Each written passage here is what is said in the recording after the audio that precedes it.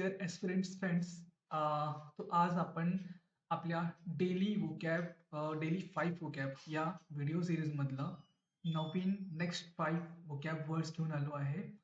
So let start without any delay. So next one आहे sixth, ॲमिएबल. याचा उच्चार कसा आहे? ॲमिएबल.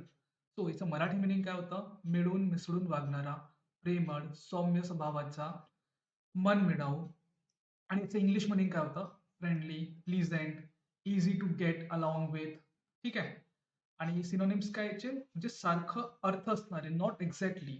So friendly, pleasant, cordial, affable, genial. आणि अँटोनिम्स मध्ये म्हणजे विरुद्धार्थी, हॉस्टाईल, अनफ्रेंडली, रूड, अग्रेसिव्ह. आणि एक्झाम्पल बघूया याचं कसं यूज होतो. The manager has an amiable nature which makes him popular among employees. मॅनेजरचं फ्रेंडली म्हणा किंवा सगळ्यांसोबत प्लीझंट असं नेचर आहे, त्यामुळे तो सर्व एम्प्लॉईज कर्मचाऱ्यांमध्ये बऱ्याचपैकी पॉप्युलर आहे. She greeted everyone with an amiable smile. ती सर्वांना ग्रीट करते, म्हणजे सर्वांना काय विश करते रोज प्रत्येकाला. कशी? त्याची एक फ्रेंडली किंवा प्लीझंट स्माइलनी. तर या ॲमिएबल वर्डला आता आपण लक्षात कसे ठेवणार? तर हे आपण आपल्या निमोनिक्स टेक्निक्सने बघूया. सो ॲमिएबल या वर्डला आपण ब्रेक करूया. So Amy plus able. So आपण इथे एबलचा अर्थ आपल्याला माहित आहे की काय? कॅपेबल होतो. सो अशा वेळी आपण याला अशा लर्न ठेवू की एक मुलगी दिसते तुम्हाला, ही आणि ही पण तीच मुलगी आहे. म्हणजे हे दोन्ही फ्रेम एकाच मुलीची आहे. बट एका फ्रेममध्ये ती तुम्हाला कशी दिसते? Nervous, weak, introvert. आणि दुसऱ्या याच्यामध्ये एबल, कॉन्फिडंट, एक्स्ट्रोवर्ट. स्टोरी अशी आहे की हिचं कदाचित काही मोठं ब्रेकअप झालं आहे किंवा काही फेलियर आलं लाईफमध्ये. त्यामुळे तिच्यामध्ये आता कॉन्फिडन्स नाही आहे, तिने गमावलं आहे. तर ती आता कशी असते? नर्वस, वीक, इंट्रोवर्ट, म्हणजे कुणाशीच नाही बोलणारी, अगदी आयसोलेटेड राहते, कुणाशी बोलणं नाही, सोशलायझेशन नाही आहे. अशा वेळी एक दिवस ती अशीच विचारामध्ये बसली बसली विचार करते की आपल्याला या फेजमधून बाहेर निघायचं आहे. तर ती ठरवते की आता मी एबल होणार. ॲमी काय ठरवते की आता मी एबल होणार, कॅपेबल. आणि जेव्हा ती असं ठरवते आणि प्रत्यक्षात यावर कृती सुरू करते, तर मग तिच्यामध्ये चेंजेस येतात, तिच्यामध्ये कॉन्फिडन्स येऊ लागतो. मग ॲमी एबल झाल्यावर कॉन्फिडंट होते, एक्स्ट्रोवर्ट म्हणजे लोकांशी भेटू लागते, प्रेमाने बोलणार, भेटणार, मनमिळाऊ स्वभावाने वागणार. तर ॲमी एबल झाली. म्हणजे जेव्हापासून ॲमी एबल म्हणजे ऍक्टिव्ह होऊन वागू लागली, तेव्हापासून ती मनमिळाऊ वृत्तीने सर्वांसोबत मिळून मिसळून आणि मैत्रीपूर्ण राहू लागली. ॲमिएबल लक्षात राहील, ॲमी एबल झाली आणि तेव्हापासून ती सगळ्यांसोबत प्रेमळ, मैत्रीपूर्ण, फ्रेंडली, प्लीझंट वेने वागू लागली. Okay. Then seventh one is apathy. हिला आपण ॲपॅथी पण म्हणतो आणि अपाथी असं वाटतं ए आहे तर. सो फॉर एक्झॅक्ट याचं उच्चारण आहे ॲपॅथी. सो मराठी मिनिंग काय आहे? उदासीनता, अनास्था, म्हणजे याच्याबद्दल काही एक्साइटमेंट नसणे, रस नसणे, भावनिक उदासीनता. इंग्लिश मिनिंग काय? Lack of interest, concern or enthusiasm, emotional indifference. Synonyms: indifference, disinterest, unconcern, passivity, lethargy. Antonyms: interested असणे, कन्सर्न, इन्थुझियाझम, ईगरनेस. एक्झाम्पल कसं यूज होतात हे word? The public showed apathy towards the new government policy. लोकांनी जी गव्हर्नमेंटची सरकारची नवीन नीती आली त्याबद्दल आपलं काहीच इंटरेस्ट नाही दाखवलं, म्हणजे ते एका प्रकारे निराश होते, काही इंटरेस्ट नव्हतं त्यांच्यामध्ये, एक उदासीनता त्यांनी दाखवली. ठीक आहे. Then next example, his apathy towards studies led to poor exam result. म्हणजे ते एक्झाम बद्दल, म्हणजे आपल्या स्टडीज बद्दल, अभ्यासाबद्दल तो सिरियस नसेल, इंटरेस्ट नसेल घेत, त्याच्याबद्दल काही त्याला एक्साइटमेंट नाही वाटायची अभ्यासाला घेऊन की एक्झाम येत आहे, त्यामुळे त्याचे रिझल्ट कसे आले? खराब, पुअर. सो याला आपण आठवण कशा ठेवणार? कायम. तो निमॉनिक्स टेक्निक आहे. ॲपॅथीला आपण ब्रेक करूया. ए आणि पॅथी. ए आणि जनरली एन, अन म्हणा, एन किंवा इन हे वर्ड काय शो करतात? निगेशन. याचा अर्थ हेच असते की नाही. म्हणजे हे जनरली नाही असे दाखवतात. म्हणजे आपण बघतो इंटरेस्टेड, अनइंटरेस्टेड, डिसइंटरेस्टेड, पॅथी, अपाथी. आणखी काय एक्झाम्पल? बरेचसे एक्झाम्पल आहे. कॅपेबल, इनकॅपेबल, है ना? सो अपाथी हा निगेटिव्ह वर्ड दाखवतो. आणि इथे पॅथी. आता पॅथी जे लोक मेडिकल बॅकग्राऊंडशी नाही आहे किंवा जी फार्मसी किंवा त्यांनी केमिस्ट्री वगैरे त्यांनी चांगल्यापणे रीड केलं असेल, त्यांना माहिती असेल पॅथी हा वर्ड त्यांनी कुठेतरी ऐकला असेल. पॅथी आपण वेगवेगळे जे मेडिसिन सिस्टम असतात, ॲलोपॅथी झालं, जे आपण मॉडर्न मेडिसिन म्हणतो, होमिओपॅथी, है ना? अजून काय असतं? नॅचरोपॅथी. अशा वेगवेगळ्या पॅथी, औषधांचे सिस्टम असतात. त्यांच्यासाठी आपण हा कॉमन वर्ड असतो, रूट वर्ड पॅथी. तर कोणतीही नाही पॅथी म्हणजे कोणतीही औषध नाही घेणे. हा त्याचा आपण टेक्निक लावतो इथे अपाथीला ब्रेक करून. हा मुलगा दिसतोय. हा मुलाची पण एमी सारखी, म्हणजे जी आता एमिएबल वाली आपली एमी होती, तिच्यासारखंच याचं पण फेल्युअर किंवा काहीतरी ब्रेकडाऊन, सॉरी ब्रेकअप झालेला आहे. तो हा आता काय आहे? घोर निराशेमध्ये, नर्वस आहे, कॉन्फिडन्स नाही आहे. अशा वेळी आपण ठरवतो की मला तरी याच्यातून, या फेजमधून बाहेर निघायचं आहे. तर मी काय करणार? तो डॉक्टरकडे जातो. एकाच डॉक्टरकडे नाही तर सर्व डॉक्टरकडे जातो. सगळ्या पॅथी म्हणजे इथे बघा, ॲलोपॅथी पण घेत आहे, होमिओपॅथी पण घेत आहे, आयुर्वेदा पण घेत आहे, नॅचरोपॅथी पण घेत आहे. पण त्याला काहीच त्याचा प्रभाव होत नाही. कारण की तो डॉक्टरवर डिपेंडेंट आहे, स्वतः काही प्रयत्न नाही करत आहे.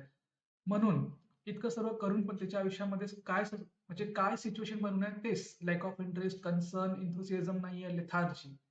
म्हणजे यांनी सगळ्या पॅथी घेतल्या पण कोणत्याही पॅथीने काम नाही केलं. अपाथी, अ म्हणजे ए प्लस पॅथी, कोणतीही पॅथी औषध कामी नाही आली. म्हणजे इथे काय लॉजिक? एक डिप्रेस मुलाने सर्व पॅथी औषध घेतल्या पण तरीही तो ॲज इट इज उदासीन, डिसइंटरेस्ट, पॅसिव्हच राहायचा. ऍटलिस्ट एमीने ठरवलं होतं की एबल तरी व्हायचंय मला, तिने प्रयत्न केले, पण हा औषधच घेतो म्हणतो पण स्वतः काही करतो म्हणाला का? नाही. सो अपाथी, कोणत्याच औषधीने काम नाही केलं म्हणून तो तसाच राहिला. डिसइंटरेस्टेड म्हणा किंवा कन्सर्न नाही, इन्थुसिझम नाही, लेथार्जी, नर्वस. ओके. देन एथ वर्ड, आपला 8वा वर्ड काय आहे? ऍप्टिट्यूड. उच्चार ऍप्टिट्यूड.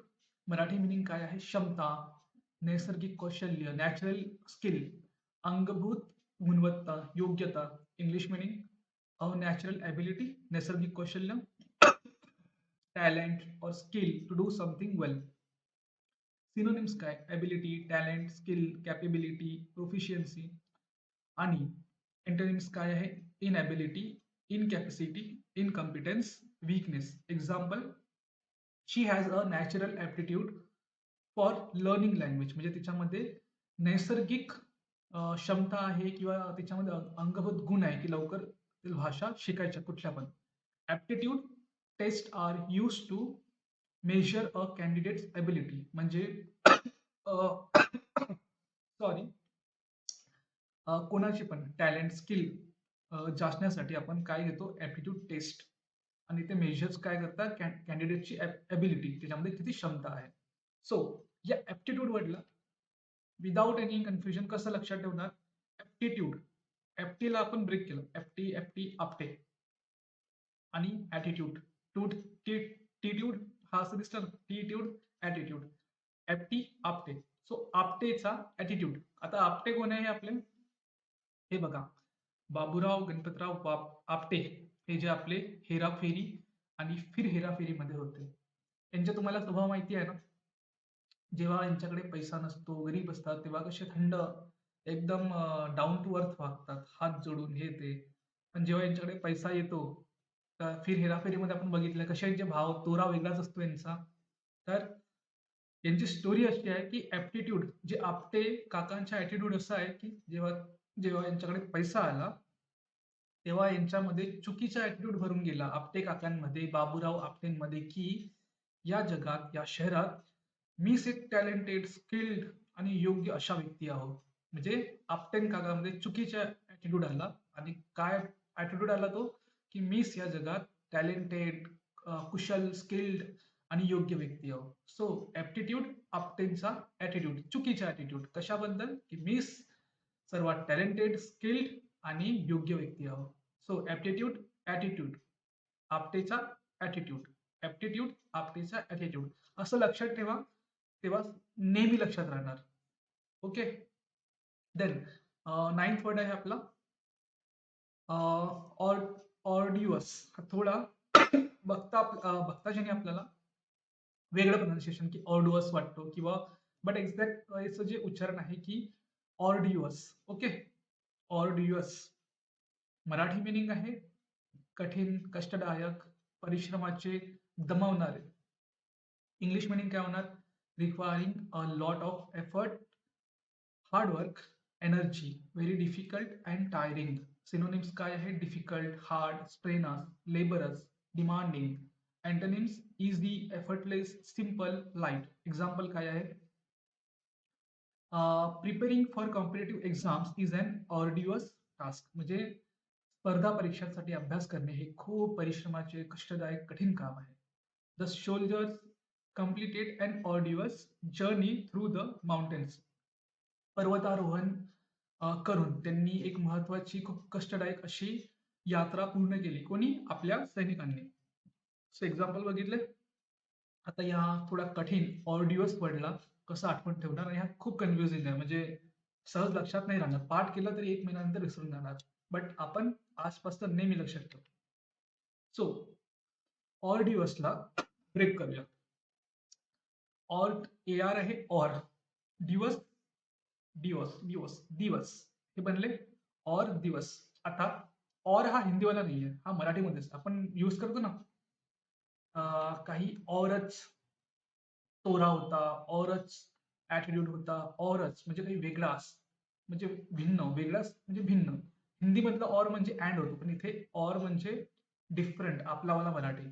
सो काही औरच आपण असं म्हणतो ना, औरच. जनरली विदर्भ किंवा मराठवाड्यामध्ये हा वर्ड यूज होतो, किंवा मुंबई पुण्यामध्ये बी होतोच, जे लोकल बोलतात. ठीक आहे.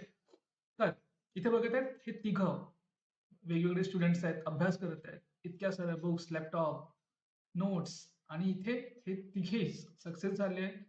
पैसा, फेम आणि काय कॉन्फिडन्स सगळं काही आलं यांच्याकडे. तर आता हे अशाच एका कार्यक्रममध्ये हे तिघे गेले. आपली यांचा सत्कार असेल आफ्टर गेटिंग सक्सेस.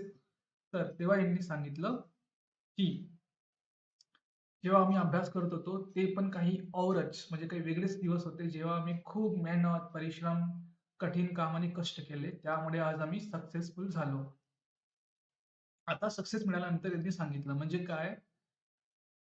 दिवस म्हणजे और दिवस, ते औरच दिवस होते जेव्हा आपण खूप मेहनत वगैरे, कष्ट वगैरे करायचो, पण आज आपल्याला त्यामुळे सक्सेस मिळाली. और दिवस लक्षात ठेवा, हे 2 चित्र लक्षात ठेवा. और दिवस, दिवस वेगळे होते, चांगले किंवा वाईट, तर तेव्हा दिवस कठीण होते. Right. Last word of this video, 10th word, आपल्याला इथं 1000 करायचं. जर्नी इज व्हेरी फार, तर लॉंग जर्नी आपली खूप, आपलं डेस्टिनेशन दूर आहे. सो आजचा 10वा वर्ड आहे ॲम्बिग्युअस. हा पण थोडा ऑडिओस सारखाच आहे, ॲम्बिग्युअस. सो मराठी मिनिंग आहे अस्पष्ट, दोन अर्थ निघू शकणारा, म्हणजे काय म्हणतात त्याला, इम्प्लिसिट सारखा आहे. राईट. गोंधळात टाकणारा, संदिग्ध. इंग्लिश मिनिंग काय? having more than one possible meaning, not clear, uncertain, or open to different interpretations. Interpretation म्हणजे व्याख्या, अर्थ. राईट. सिनोनिम्स अनक्लिअर, वेग, वेग म्हणजे पण म्हणजे काय, गोंधळून टाकणारा, confusing, doubtful, confusing, obscure. Antonyms clear, definite, certain, explicit. Example बघूया. The question in the exam was ambiguous, so many students misunderstood it. Exam मध्ये हा क्वेश्चनच कन्फ्युजिंग होता की मुलांनी चुकीचा अर्थ लावला, मग चुकीचे उत्तर लिहिले, मग चुकीचे मार्क मिळाले. पण हा क्वेश्चन कन्फ्युजिंग आहे, तर इन जनरल सगळ्यांना इक्वल मार्क्स भेटून जातात, कारण की क्वेश्चन चुकीचा आहे, तर मग आन्सर कसं राहणार? Right. His ambiguous answer created confusion among the team members. एका टीम मेंबरला काही प्रश्न विचारले असतील की तुम्ही कसे हारले किंवा जिंकले. त्यांनी काही गुंतागुंतीचं कन्फ्युजिंग उत्तर दिलं. त्याचे टीम मेट्स कन्फ्यूज झाले, गोंधळले. हा एक्झाम्पल होता. सो याला लक्षात कसे ठेवणार? ॲम्बिग्युअस सगळ्यांना अपरिचित खूप जुनी मूव्ही आहे. त्याला काय म्हणतात, मल्टिपल पर्सनॅलिटी डिसऑर्डर असतो त्या माणसाला, है ना? अंबीला कधी तो रॅमो बनतो, कधी अपरिचित, आणि कधी तो अंबी असतो. इन जनरल तो अंबी आहे त्याचं ओरिजिनल आयडी, बट त्याला हे दोन एक्स्ट्रा पर्सनॅलिटी डिसऑर्डर म्हणजे पर्सनॅलिटीचे त्याला ऍस्पेक्ट त्याच्या बॉडीला म्हणजे त्याच्या मनामध्ये माइंडमध्ये तयार होतात, जे बिमारीचं स्वरूप असते मेंटल डिसऑर्डरचं. सो त्याच्यामध्ये याबद्दल बोललं गेलं आहे. तर आपण तिथून हे घेतलंय की आय होप की सगळ्यांनी मूवी बघितली आहे कधी ना कधी. 2014 पासून, सॉरी 4 पासून मी बघतोय की तेव्हाची मूवी आहे, खूप जुनी आहे. चियान विक्रम याच्यामध्ये होते. सो हा अंबीज आहे आपला. याच्यामध्ये आता अपरिचित आलंय असं बघा. ठीक आहे. सो ॲम्बिग्युअस, अंबिग्युअस, अंबिग्युअस, ॲम्बिगस. आता हे गस वाटतं रीड करणार, तो गॅस, आपण त्याला गॅस रीड करूया. अंबी आणि गॅस. अंबी आणि याच्या खांद्यावर आहे दोन गॅस. सो हा काय करायचा अपरिचित एक्झाम आपण मूवीमध्ये बघितलाय. जे जे लोक करप्शन चुकीचे काम करतात त्यांना गरुड पुराण नुसार वेगवेगळ्या त्यांना हे द्यायचे, पापचे काय सजा द्यायचा. तर इथे पण आता तो 2 सिलेंडर घेऊन चाललाय म्हणजे नवीन काहीतरी सजा असेल असं आपण बघत आहोत. बघा लोक पण म्हणजे आता आश्चर्यचकित झालंय की हा अपरिचित आलाय, हा अंबी आहे, आता लोकांना माहिती आहे. यांनी पिक्चर संपल्यावर क्लिअर होतं ना की अंबीला प्रॉब्लेम आहे. बघतात की अंबीला आता काय झालं की सिलेंडर घेऊन चाललाय त्या रागामध्ये. सो अंबीला दौरा पडतो. तर तो काय करतो, दौरा कशाचा की परत त्याच्यामध्ये अपरिचित येऊन जातो की त्याच्यामध्ये दोन रागात भरलेले सिलेंडर अगदी त्याच्यामध्ये ताकद येऊन जाते ना. तो गॅस सिलेंडर तो खांद्यावर उचलतो, बाहेर पडतो. तर लोक एकदम काय गोंधळून जातात, यार आता हा भरलेले सिलेंडरने करणार काय? स्फोट करणार आहे, काय करणार आहे? लोक संदिग्धपणे मग एकदम डाऊटफुल होऊन बघतात आणि आश्चर्य होऊन जातात की आता काय होईल, काय होईल. So Ambi gas, ambiguous, Ambi gas, Ambi gas घेऊन निघाला. लोक त्याच्याकडे आश्चर्याने गोंधळून कन्फ्युजिंग वेनी बघत आहेत, भिवून पण आहेत की काय होणार नक्की. सो अंबिग्युअस, अंबी गॅस घेऊन निघाला. तर लोक त्याच्याकडे गोंधळून चक्रावून कन्फ्युजिंग म्हणजे कन्फ्युजिंग व्ह्यूनी आणि संदिग्धपणे बघू लागले. तर अशा प्रकारे आज आपण 6 to 10 असे आपले 5 वर्ड्स कव्हर केले आहे. सो होपफुली तुम्हाला ही आपली सिरीज आवडत आहे आणि तुम्हाला याचा बेनिफिट होत आहे. आवडत असेल तर नक्की चॅनलला सबस्क्राईब करा, इतरांसोबत शेअर करा चॅनल, आणि आपल्या प्रत्येक व्हिडिओला लाईक करायला विसरू नका. आणि असेच कंटिन्यू पर्सिस्टंट राहा. सो डेफिनेटली तुम्हाला इथे एक ग्रोथ दिसणार. आणि डेली आपण 7 PM ला, सॉरी 7 AM ला मॉर्निंगला आपलं डेली एडिटोरियल सेशन असते. आणि लवकरच आपण मग आपले टॉपिक वाईज अशाच वेनी काहीतरी क्रिएटिव्ह वेनी की जे तुम्हाला एक्झाममध्ये फायदा होईल, सिम्पल वेनी नवीन व्हिडिओज आणूया. तेव्हा त्यासाठी तुम्ही सबस्क्राईब करून ठेवा, तुम्हाला नोटिफिकेशन येत राहील. Okay, so thank you, take care, bye bye and all the best. Wish you all the best. Okay, bye.